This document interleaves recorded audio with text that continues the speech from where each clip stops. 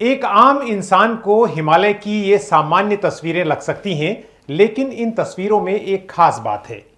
एक ऐसा खतरा जो ग्लोबल वार्मिंग के कारण लगातार बढ़ रहा है। नमस्कार दोस्तों, आप देख रहे हैं इको एंड एनर्जी टॉक और मैं हूं हृदय जोशी। आज हम बात करेंगे हिमालय के हैंगिंग ग्लेशियरों यानी लटके हुए ग्लेशियर्स की, और क्यों उत्तराखंड के लिए ये एक बड़ी आपदा का कारण बन सकते हैं या किसी भी हिमालयी राज्य के लिए बड़ी आपदा का कारण बन सकते हैं। बताऊंगा इस बारे में। प्रतिष्ठित वैज्ञानिक संस्थानों की एक महत्वपूर्ण स्टडी में क्या पाया गया है और क्या किया जा सकता है। सबसे पहले समझते हैं कि ये हैंगिंग ग्लेशियर आखिर होते क्या हैं। हैंगिंग ग्लेशियर एक छोटा खड़ी ढलान वाला हिमनद होता है जो पहाड़ की चट्टान या घाटी की खड़ी दीवार पर ऊंचाई पर स्थित होता है और आमतौर पर एक बड़े घाटी हिमनद बड़े वैली ग्लेशियर के किनारे पर पाया जाता है। घाटी हिमनदों के विपरीत ये चट्टान के किनारे पर अचानक समाप्त हो जाते हैं और अक्सर बर्फ गिराते रहते हैं, जिससे अक्सर हिमपात या हिमस्खलन होता है। सामान्य ग्लेशियर जो होते हैं वे बर्फ और हिम का एक विशाल स्थायी पिंड है जो सैकड़ों या हजारों वर्षों में हिम यानी आइस के संचय और संघनन से भूमि पर बनते हैं। अपने अत्यधिक भार के कारण ये ग्लेशियर जो हैं ग्रेविटी के प्रभाव से धीरे धीरे ढलान की ओर खिसकते हैं, मानो बर्फ की धीमी गति से बहने वाली नदियों की तरह हों। लेकिन हैंगिंग ग्लेशियर बहुत खड़ी वर्टिकल ढलानों पर बनते हैं। गुरुत्वाकर्षण इन्हें नीचे खींचता है।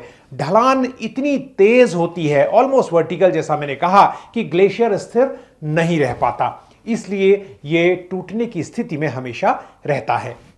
अब बात करते हैं हाल ही में आई एक महत्वपूर्ण स्टडी की। इंडियन इंस्टीट्यूट ऑफ साइंस यानी IIS, IIT भुवनेश्वर और defence geo informatics research establishment के शोध में वैज्ञानिकों ने उत्तराखंड के अलकनंदा बेसिन में 219 हैंगिंग ग्लेशियर्स की पहचान की है।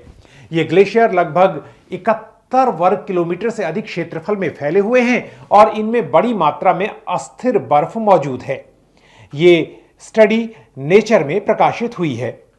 सबसे चिंताजनक बात यह है कि इनमें से करीब 30% ग्लेशियर बद्रीनाथ जैसे संवेदनशील क्षेत्रों के आसपास स्थित हैं।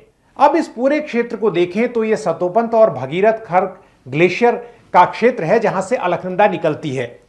यह 2017 में मेरे द्वारा ली गई तस्वीर है इस ग्लेशियर की, भगीरथ खर ग्लेशियर की। नीलकंठ पर्वत भी इसी क्षेत्र में करीब 6500 मीटर की ऊंचाई पर है। अब सवाल है, यह खतरा क्यों बढ़ रहा है? सबसे बड़ा कारण है जलवायु परिवर्तन। पिछले 2 दशकों में हिमालय में तापमान वैश्विक औसत से ज्यादा तेजी से बढ़ा है, जिससे ग्लेशियर तेजी से पिघल रहे हैं और टूटकर अलग भी हो रहे हैं। जब ये ग्लेशियर अपने मुख्य ग्लेशियर से अलग हो जाते हैं तो ये ढलानों पर अस्थिर स्थिति में रह जाते हैं और कभी भी टूटकर गिर सकते हैं। अब समझिए इसका खतरा कितना बड़ा है। अगर ये ग्लेशियर टूटते हैं तो ये बर्फ और चट्टानों का विशाल हिमस्खलन जो एवलांच होता है वो पैदा हो सकता है। स्टडी के अनुसार कुछ क्षेत्रों में ऐसे हिमस्खलन यानी एवलांच की ऊंचाई 50 मीटर से ज्यादा हो सकती है, जो सीधे बद्रीनाथ, माणा और हनुमान चट्टी जैसे इलाकों को प्रभावित कर सकते हैं। इससे आखिर हो क्या सकता है? सड़कें, इंफ्रास्ट्रक्चर नष्ट हो सकता है, नदियों का रास्ता ब्लॉक हो सकता है और झीलें बन सकती हैं। फिर अचानक फ्लैश फ्लड का खतरा। ऐसा ही एक खतरा हमने 2021 की जोशीमठ आपदा में देखा था, जिसके बारे में मैं आपको आगे बताऊंगा। लेकिन यह खतरा सिर्फ प्राकृतिक नहीं है। इस स्टडी में यह भी सामने आया है कि पिछले 50 सालों में इस क्षेत्र में बस्तियां 616% तक बढ़ गई हैं। जहां साल 2000 में यह क्षेत्रफल, बस्तियों का एक क्षेत्रफल केवल 8000 वर्ग मीटर, जी हां केवल 8000 वर्ग मीटर था, वहीं 2030 तक यानी अगले कुछ सालों में इसके 1.5 लाख वर्ग मीटर से अधिक हो जाने की संभावना है। इस दौरान खेतीहर जमीन का क्षेत्रफल 57% गिरा है और बंजर जमीन के एरिया में भी 33% गिरावट हुई है। यह विश्लेषण बताता है कि जोखिम वाले क्षेत्र यानी वल्नरेबल जोन्स में रह रहे लोगों की आबादी इसी दौर में मात्र 380 लोगों से बढ़कर 8500 तक पहुंच सकती है। यानी हमने खुद भी इस खतरे को बढ़ाया है बिना योजना के विकास के जरिए।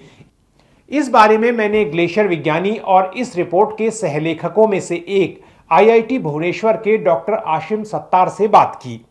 हमारी पेपर की जो मेन फाइंडिंग है, ये अलकनंदा बेसिन में कितने हैंगिंग ग्लेशियर्स है उसका एक इन्वेंटरी बनाया गया पहली बार, और इसमें हमें पता चला कि 219 हैंगिंग ग्लेशियर्स जो है अलकनंदा बेसिन में है। तो इसका जो वॉल्यूम हमने निकाला है वो 740 मिलियन मीटर क्यूब का हैंगिंग मास है, जो कि ग्लेशियर का जो पार्ट हैंगिंग है, इसमें से जो 219 है ये एक इन्वेंटरी है जो बताया गया है कि ये एग्जिस्टिंग है।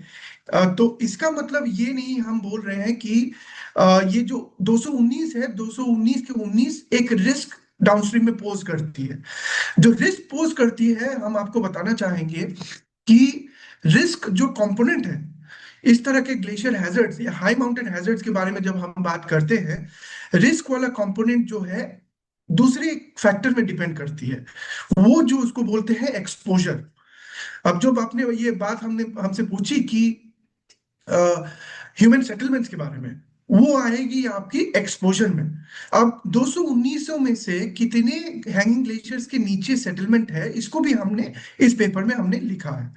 इसमें हमने एक इन्वेंटरी के साथ हैंगिंग ग्लेशियर के डाउन वैली में कितने इंफ्रास्ट्रक्चर है, कितना बिल्डअप एरिया है, कितना पॉपुलेशन है, कितना पॉपुलेशन आज के दिन में है और कितना पॉपुलेशन फ्यूचर में होगी। तो इस तरह का प्रोजेक्टेड डेटा लेके हमने जो है इसका एक्सपोजर कैलकुलेशंस किए हैं।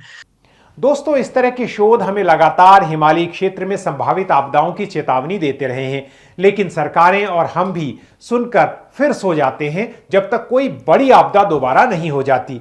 आपको याद होगा 2021 में चमोली में एक बड़ी आपदा हुई थी, जिसके बारे में अभी मैं पहले बता रहा था आपको। और तब क्या हुआ था कि रोटी पीक में भारी मात्रा में चट्टान और एवलांच के कारण ऋषिगंगा में अचानक बाढ़ आ गई, जिसके कारण 200 से अधिक लोग मारे गए थे या लापता हो गए थे। जाहिर तौर पर जिन लोगों के शव नहीं मिले उन्हें लापता की श्रेणी में ही रखा जाता है, लेकिन वो फिर कभी नहीं लौटे। हालांकि यह हैंगिंग ग्लेशियर के टूटने की घटना तो नहीं थी, लेकिन साइंस पत्रिका में 2021 में प्रकाशित एक अध्ययन ने यह पुष्टि की है कि यह घटना एक विशाल चट्टान और बर्फ के हिमस्खलन यानी एवलांच के कारण हुई थी, ना कि किसी ग्लेशियर लेक आउटबर्स्ट फ्लड यानी हिमनद झील जो ग्लॉफ होता है उसके फटने के कारण, जैसा कि शुरू में सोचा गया था। लेकिन इस घटना ने भी हिमालयी क्षेत्र में ग्लोबल वार्मिंग के साथ बढ़ती संवेदनशीलता और आपदाओं के आसन्न संकट के खतरे को ही उजागर किया।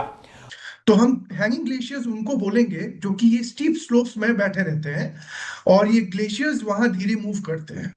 और कुछ ग्लेशियर्स ऐसे होते हैं उनके जो फ्रंटल पार्ट है, जो सामने का हिस्सा है, वो है जो आपका हैंग करते रहते हैं। That is it is in the front of the glacier and you can have different ways of failure. For example, if they can break off from the main glacier trunk, जब टूट के चले आते हैं तब नीचे।